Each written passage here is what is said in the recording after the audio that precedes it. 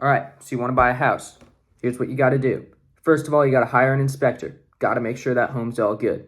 Second, you want to meet with the seller and agree on a price. It's always a must do. Third, get approved for a mortgage. Now, in this case, we are assuming that you have infinite money, right? But you're choosing to get approved for a mortgage instead. And fourth, and finally, you have to get the paperwork done to sign the deal, right? For this case, we're going to make a few assumptions, such as you having no competitors, right? And the house is all in good condition. And again, you basically have infinite money, right? So, what financial steps do you take to purchase the home? Here's Ryan Flick to explain. Hi, I'm Ryan. And the first most asked question is, what financial steps should you take before making an offer? First, you want to check your credit score, debt to income ratio, and your savings.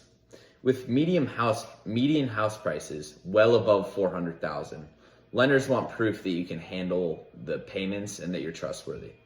If your credit score is under $600,000, you could see up to a 10% higher down payment and around a 1% higher interest rate.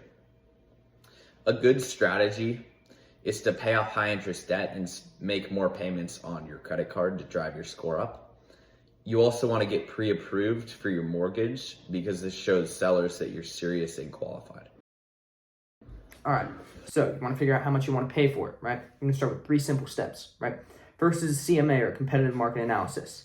Basically, you're going to look at the market, houses in a similar region, right? That are about the same as that one, right? So if those houses are are really expensive, you might have to pay a lot of money for this one. Houses are not that expensive, you probably aren't going to have to throw that high of an offer at them for them to accept it, right? Number 2, take a look at the market trends. So you may say the houses in the area are getting more and more expensive over time. You're going to have to bump that price up. But if houses in the area are getting less and less expensive over time, you might be able to get away with lowballing them, all right? And number 3 is, and finally, how long has the house been on the market? Sellers have to get the house off their hands at some point. So if the house has been on the market for a few years, right, they're probably getting pretty desperate to sell that thing. So you might be able to get the house for not that much, right? And that's really all there is to it. And I would say that last one might be the most important because that's going to determine how much bang you get for your buck.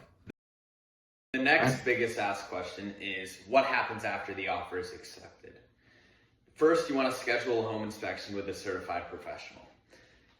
They will go and mark things that will need fixes and repairs, and you want to review this inspection report and look for things that cost a lot. The average inspection is normally around $500, and usually it's paid by the buyer. Major red flags that will cost a lot of damage will be to the structure of the house, water leaks, or electrical issues. Then you want to add up any expenses you have to do on the house before you are able to live on it. So let's say $5,000 for the structure, $10,000 for the water, and then you want to write that down and give the seller this information so you guys can negotiate a new price. Most of the times the seller will pay for the work if they have the money. Other times the buyer will have to pay for the expenses. Then you want to finalize your price after taking into account all of the expenses going into the home. And you want to review the closing disclosure before signing it.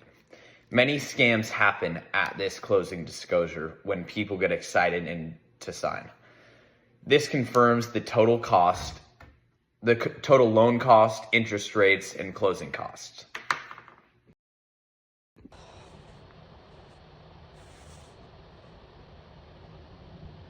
Ever wonder what happens at the closing table? I'm here to answer those questions. For starters, the closing stage can be delayed for various reasons, such as issues with appraisal and inspection, problems selling a current property, issues on the seller's side, and repairs that need to be dealt with first. The closing process can take about 30 days or longer. You need to make sure to stay in contact with your lender. Closing costs can range from 2.5% to 6% of the loan amount, depending on your loan and property. These costs can include the loan setup fee, home appraisal, credit check, title and recording fees, taxes, insurance, possibly HOA fees. There will be several people at the closing table, such as the real estate agent, mortgage loan officer, notary, the seller, and the seller's agent. You need to make sure no personal checks. There is a chance that the buyer and seller might not be at the table at the same time, due to the process being completely separately. There are certain things that you need to bring to the closing table. These are very important. You need to bring a certified check made out to the title company, which is a company that deals with legality issues. You also need your license, social security card, passport, proof of homeowners insurance, and if you are/were in the military, you're going to need your military ID. At the table, you will get copies of all the documents you signed. These include the final closing disclosure, an escrow account statement, which is a statement that shows how the money in your account is currently being used, a mortgage note, a deed of trust, the warranty deed, and the final application. You need to make sure that you take time to read and make sure every single piece of information there is correct. It is very important. The title agent or closing attorney will be present to represent the lender to protect their interests. They might suggest that you buy an owner's title insurance that protects against title defects, liens, which is a legal claim on someone's property, or other issues that may have occurred before you own the property. Buying owner's and title insurance is typically cheaper to buy at the closing table and can protect future claims against the property. If you want to be treated fairly, you can hire a personal real estate attorney to represent you. And those are important things you need to know about the closing table. The fifth and final step are what documents and legal steps do you need to officially transfer over the ownership of the house. So you can sign those papers and say that you own a house. Title search and insurance. So you need a title company to check that the seller legally owns the property and that there are no legal claims against it. This will prevent you and the seller from future ownership arguments.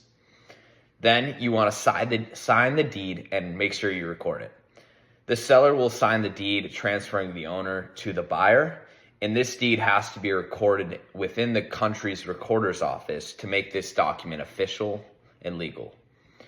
Loan documents and a promissory note are also needed, which I'm assuming you want to finance a house, you will need one of these. These documents will explain all of the loan terms, payment schedules, and what happens if you want to sell the house in the future. Then the lender will send the loan funds to the title company, and once all the funds are received and all the documents are verified, the home ownership has been transferred and the deal is done. Throughout this project, we have learned the important steps it takes to buy a house after choosing one. This includes preparing your finances, figuring out an offer price, scheduling inspections and appraisals, completing the closing process, and being the official owner. Each step plays a major role in making sure that the purchase goes smoothly and legally so you don't get left in any sticky situations. The answer to our main question is that buying a house requires careful planning, communication, and organization between the buyer, seller, and lender. Taking your time and understanding how each step can help prevent mistakes and make the process flow smoothly is very important. At the start of this project, we assumed that the buyer had already chosen a home with no competition and could afford the purchase pretty easily. These assumptions helped us focus on the steps between choosing and owning a home. And based on what we found, our assumptions did make sense. Even if you have the money, you still have to follow every legal and financial step to actually own a house.